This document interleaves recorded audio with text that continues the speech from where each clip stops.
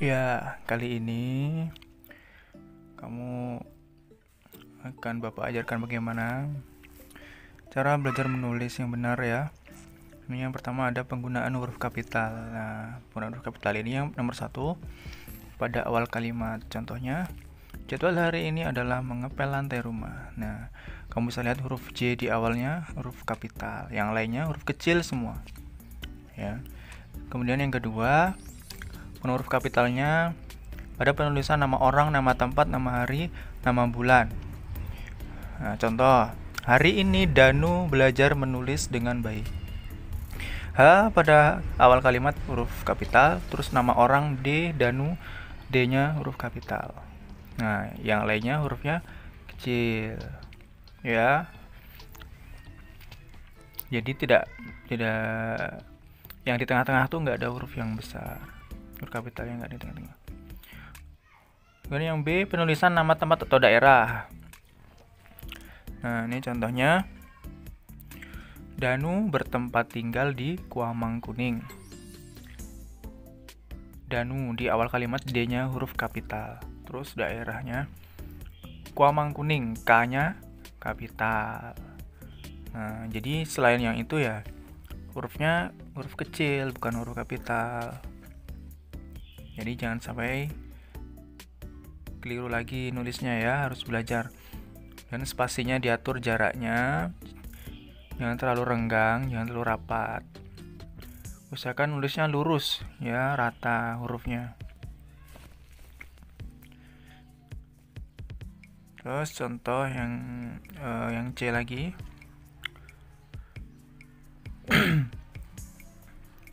Nah, jadi ini perlu kamu ketahui ya, karena tidak sembarangan menulis. Ada yang menulis huruf kapitalnya di tengah nggak beraturan, huruf A-nya besar semua, nggak ada yang kecil, padahal itu bukan tempatnya. Nah, contoh lain yang nama tempat atau daerah ya.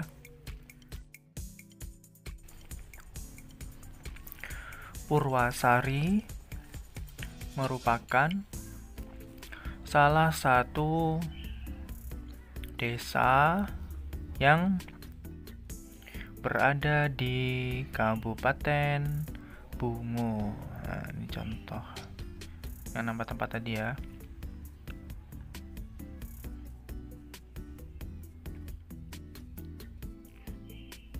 Nah, P-nya yang di awal, P-nya huruf kapital.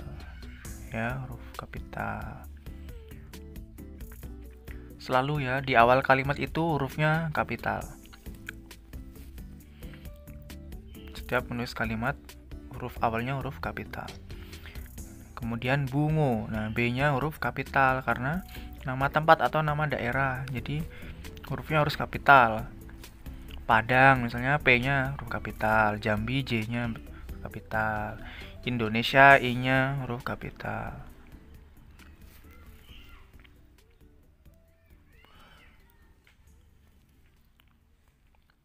Yang C, penulisan nama hari, bulan.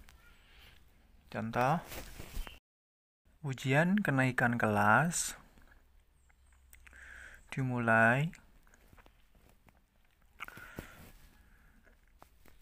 pada hari Kamis.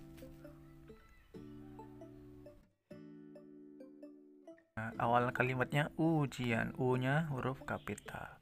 Kemudian Kamisnya, K-nya kapital karena nama hari.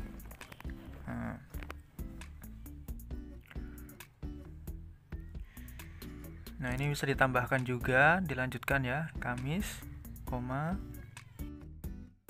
tanggal 11 Juni 2020. Nah, Juni J-nya huruf kapital karena nama bulan. Jadi harus ingat ya, awal kalimat hurufnya kapital, sisanya hurufnya kecil-kecil, kecuali nama hari, bulan, nama daerah, nama seseorang. Nah, itu huruf kapital, yang lainnya huruf kecil-kecil. Jangan sampai salah lagi ya cara menulisnya. Harus belajar menulis. Juga harus rapi.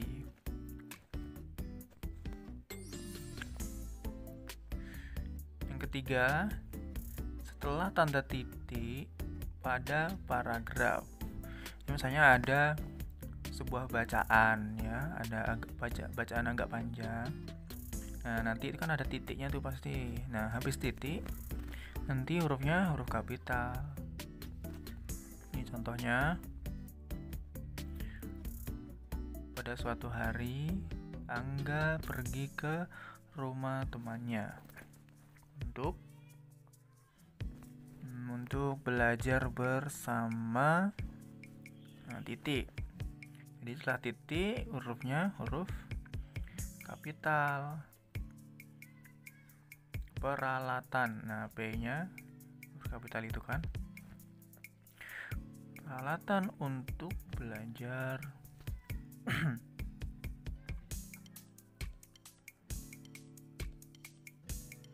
Tak pernah tertinggal satu pun. Titik lagi. Nah, setelah titik lagi, bahkan Angga membawa cadangan alat tulisnya.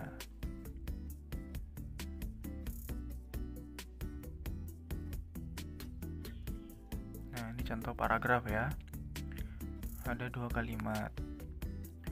Pada awal paragrafnya P-nya huruf kapital. Terus ada nama Angga di situ. Berarti nama huruf A-nya kapital. Nama orang ya.